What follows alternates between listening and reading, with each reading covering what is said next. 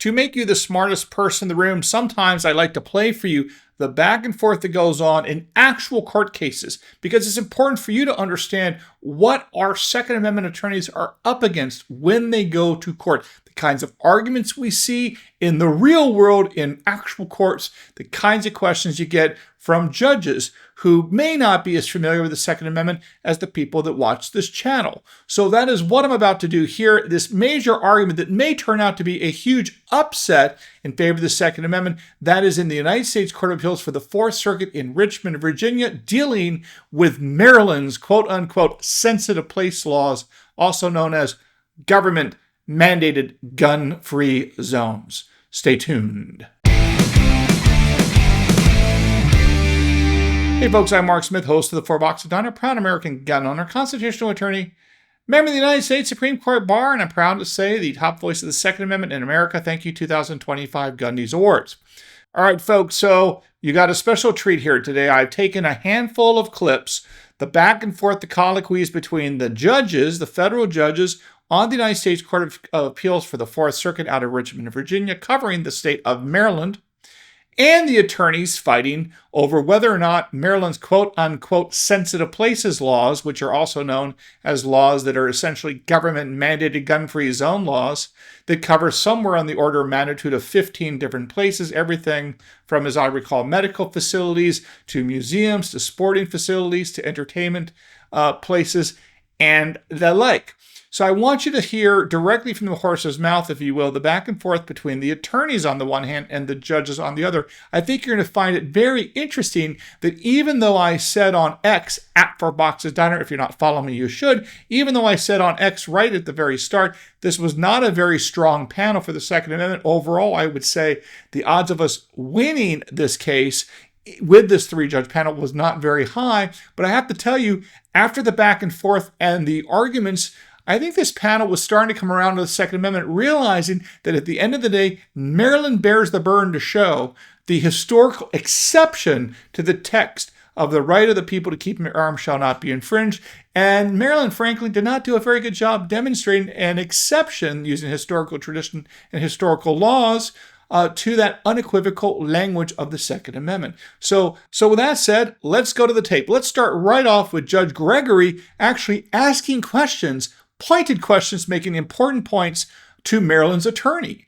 Now, this is quite important and telling about maybe, just maybe, we can win this case. Let's hear what Judge Gregory has to say, confronting Maryland's attorney about why these quote-unquote sensitive places laws are justified under the Second Amendment and American history. The firearms are restricted because you don't want firearms in that place. Even if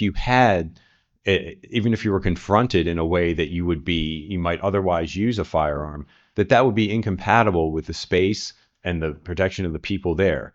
You don't want people shooting and in a subway car. You don't want people shooting in a crowded ballroom. You don't want people shooting in a museum. Things of that nature. Why not? Why shouldn't you shoot there to protect yourself? If someone on a subway pulls a gun and want to kill you, that's when you need one. I don't understand that. I mean, that's when I need one. I'm confronted with a whole lot of people. I don't know anything about them. They can jump on and off a train. That's where I might feel. I'm trying to make some logic to what the Supreme Court is saying. That's when I need one. It's based on the need and the right to protect oneself. That's what they said. That's what the Supreme Court said. So we're not talking about, why do you mean it's sensitive? Yeah, that's what I needed. I don't need it, right? That's what we're saying. I need a weapon so I can shoot someone when I needed to protect myself, not unlawfully, not as a marauder, as a defending. So you're saying, look at the subway people being pushed on the rails. Rapes and muggings. That seems like a place you would need a weapon. Why not?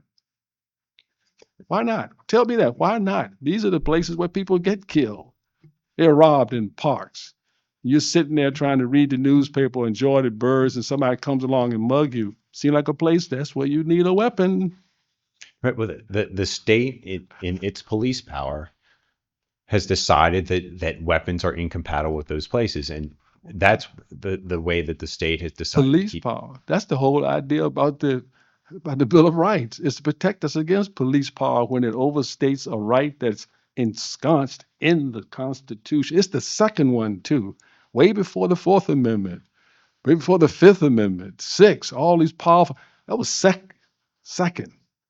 Well, that did not go well for Maryland's attorney, in my opinion. It seemed like maybe he didn't have the best answers, or maybe any answers at all, to Judge Gregory's pointed questions about sensitive places. But let's go on and see some other points. The Second Amendment attorney, in support of the Second Amendment against the Maryland laws, seemed to have have a better grasp and better arguments in support of the Second Amendment. Here's the attorney now addressing the court's questions about technological change and how, in fact, that strengthens the argument that a location cannot be a sensitive place unless the government has actually secured it with comprehensive security consisting of metal detectors and armed security. You have the right to carry a gun everywhere unless the government is basically saying, we got this with metal detectors, limited points of entry, and firearms held by government officials that are there to protect you. Let's check this out now. Thank you, Your Honors. I'd like to start with this point about nuance. We don't think this is a case that involves nuance. There's been places from time immemorial of public gathering, public recreation, and there weren't bans there. But to the extent this were a nuanced place, that supports us for all the reasons my opposing counsel states. Firearms are more concealable. They're deadlier. That means people's need for defense is enhanced in that the government has to do more to keep a firearm out of a place now and actually secure it than they did at the founding. So that's why at the founding, they had things like doorkeepers and sergeants at arms at legislatures. Today, they have the metal detectors we needed to get into this court. And so that's what the government needs to do to make a place secure and to acknowledge it as sensitive. And this really goes to the heart of what the Bruin analysis is and what it said with respect to founding era laws restricting firearms at polling places, courthouses, and legislative assemblies is that we can analogize to those laws. The court wasn't saying that every single instance of those locations is sensitive for all time. It was saying we can analogize to those laws at the founding that restricted firearms at those locations and apply those principles today. And polling places is actually a good example of changed circumstances. We didn't used to have a secret ballot in this country. So there was a big problem with armed intimidation and other tactics trying to get people to vote a certain way. And that was why we had sheriffs operating those polling places. As we've shown, they're secured. That's why I believe it was in Delaware, where there was a restriction on firearms at or near polling places. But now we have the secret ballot, so that same risk is not present today. And if the place is then not secured, then it's not a sensitive place today. And so that is our analysis goes to the heart of what Bruin says is, and Rahimi too, we apply the principles. We don't apply the application of the principles at the founding. We apply the principles to today's facts. And also the founding era law restricting firearms at courthouses, I think is very instructive. That was the Virginia Northampton analog that the Supreme Court said the 1786 law practically codified the common law. And the common law is a generally applicable law. So we should say, okay, this is a very representative statute.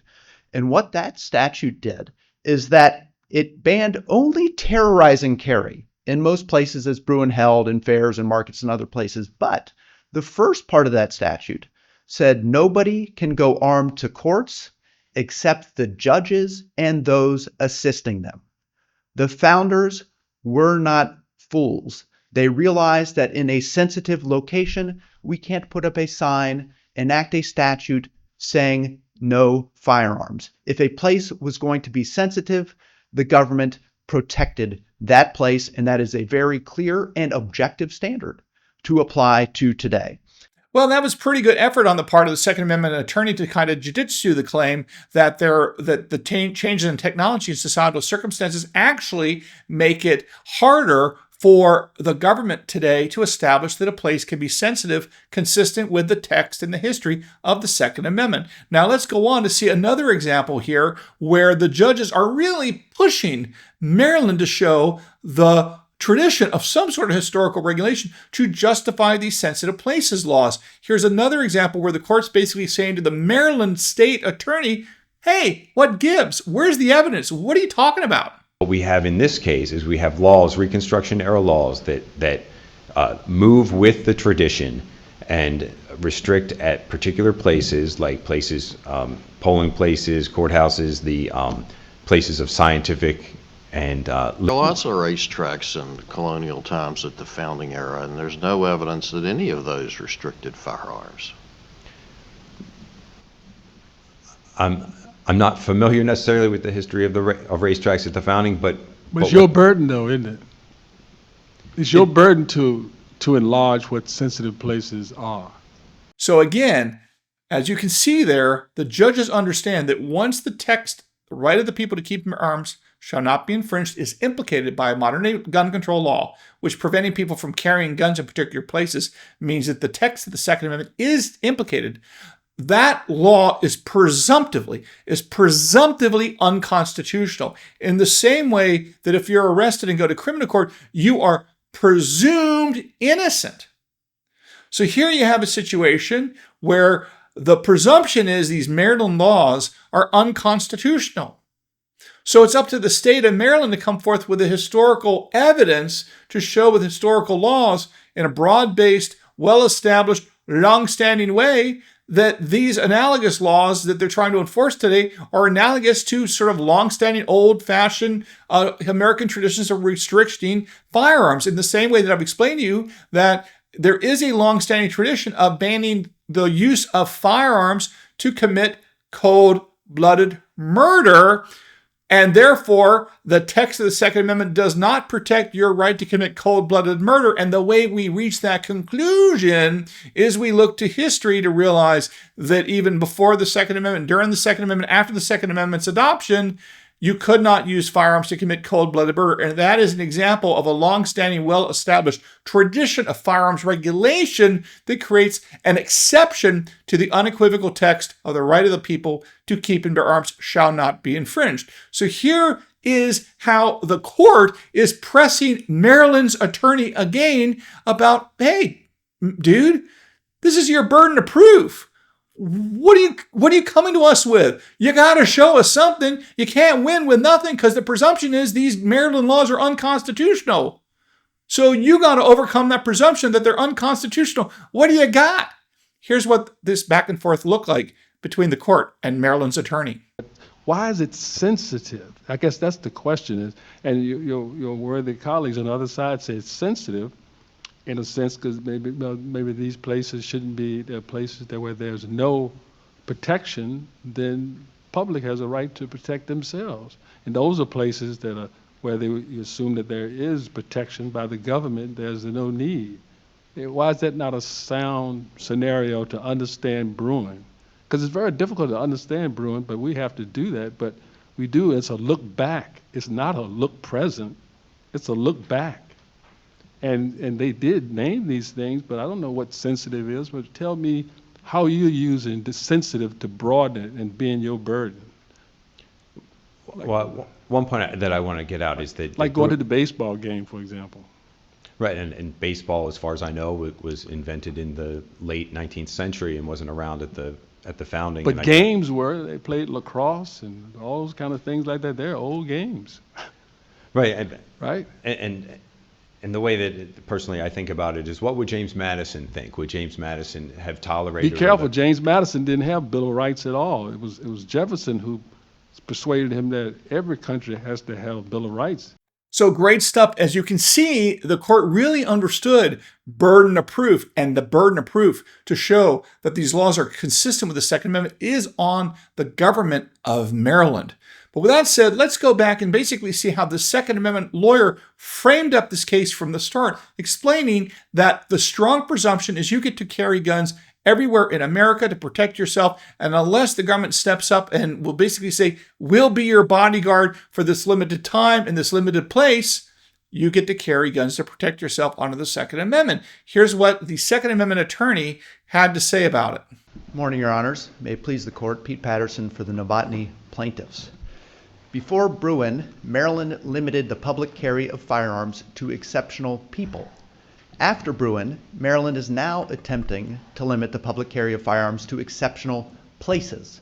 But this is no more constitutional than the pre-Bruin regime, and in fact turns the Second Amendment on its head, as Bruin said that individuals have a general right to carry firearms in public locations, places frequented by the general public, subject to limitations in exceptional circumstances. Maryland's law is directly contrary to the principles that underlie the Second Amendment. As this court sitting en banc in Bianchi stated, the Second Amendment principally is about the right of people to protect themselves when the government cannot. As I've explained before, I've written before in law review articles, including in the Georgetown Journal of Law and Public Policy and the Harvard Journal of Law and Public Policy, I've also explained in great detail that the relevant time period for the anti-gun movement in America to identify anti-gun gun regulations that they can use to take away our Second Amendment rights, if you will, has to be found in the founding period of the 18th century. They cannot go out to years after the adoption of the 14th Amendment, because the substantive rights, the scope of the right to keep and bear arms, the scope of the right to free speech, the scope of your right to religious liberties were all set in 1791 when the Bill of Rights went into effect. That's when you look to figure out what is the scope of the right. And to the extent you're going to use history to limit the scope, to delimit the scope, if you will, you have to look at the history at the time of 1791. What did the people think they were doing when they adopted the Bill of Rights? In contrast, the purpose of the 14th Amendment, which was adopted after the Civil War in 1868, had two purposes, but neither of which changed the fundamental meaning of the Second Amendment or any other aspect of the Bill of Rights. The 14th Amendment was adopted for two purposes. One, it expanded the group of people over whom the Second Amendment protected. In that case, the freed African American slaves were now entitled to full-blown Bill of Rights protections, including the right to keep and bear arms under the Second Amendment. And the 14th Amendment applied and restricted the police powers or the authority for other government agencies to act against our rights, from just applying to the federal government in the 18th century to in the late 19th century with the adoption of the 14th Amendment in 1868, that restricted the authority of the states and local governments it prevented them from being able to restrict our fundamental constitutional rights under the Bill of Rights. But again, this is very important to understand that the 18th century is when we define our rights, and when the anti-gunners have to look for anti-gun regulations, they can't use late 19th century regulations to justify their modern-day gun control law, even though they desperately want to do that, because there's a lot more anti-gun laws in the late 19th century, largely because there was an attempt to make it harder for the freed African-American slaves to get guns. So you saw this proliferation of anti-gun laws in the late 19th century, and that is what, but again, so that is why the anti-gunners want to use that time period. There's just more gun laws in the late 19th century to justify modern-day gun control laws today. Now, let's turn to a very interesting discussion of the New York City subway system, where basically there's a discussion of, well, is the subway system a sensitive place or not? How would we assess that? Here's what the court had to say with the lawyers on the topic. New York City subway system where police patrol, is that a sensitive space? No, that's not a sensitive space, because they're not screening people. If a person can walk into a location unimpeded by a government official with a firearm, that is not a sensitive place, because the government then is not protecting that location. And again, the Second Amendment protects the right, as this court said in Bianchi, to provide protection when the government cannot. And in these sensitive places, the notion that someone who would be willing to use unlawful force on another citizen or assassinate a government official is going to be deterred by an additional misdemeanor that would be incurred by taking a firearm into that place is absurd.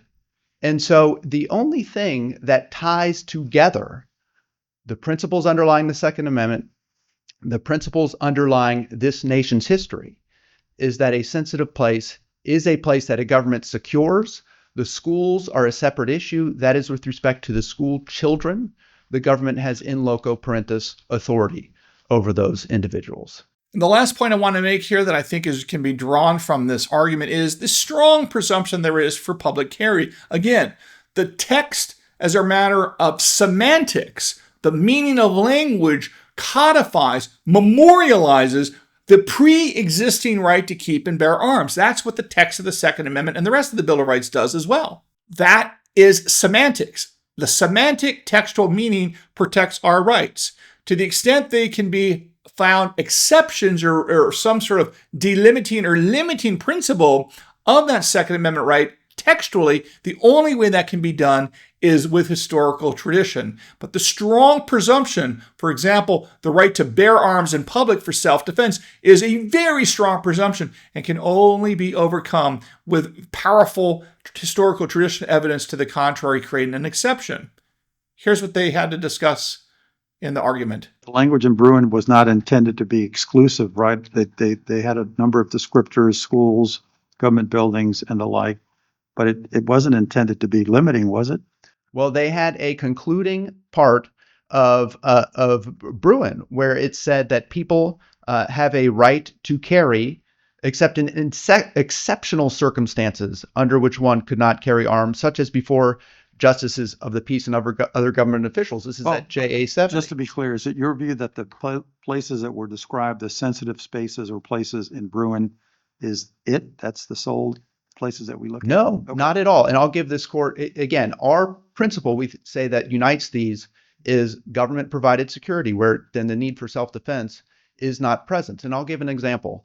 There is a McDonald's in Pennsylvania that was a sensitive place for one day in its history, when then candidate Trump appeared to work at that location.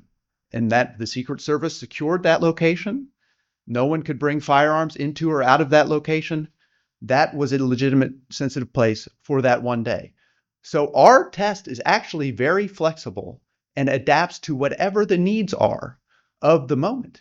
And it just makes common sense. And again, is consistent with the principles underlying the Second Amendment. What this court said in Bianchi is that there are some places that are so sensitive that we don't allow people to engage in armed self-defense because there is a risk that somebody with those arms would unlawfully use force against another person or a government official. All right, folks, so there you have it. I hope you enjoyed today's episode. A little peek inside the courtroom of the United States Court of Appeals for the Fourth Circuit down there in Richmond, Virginia, in this important case involving Maryland's sensitive places laws.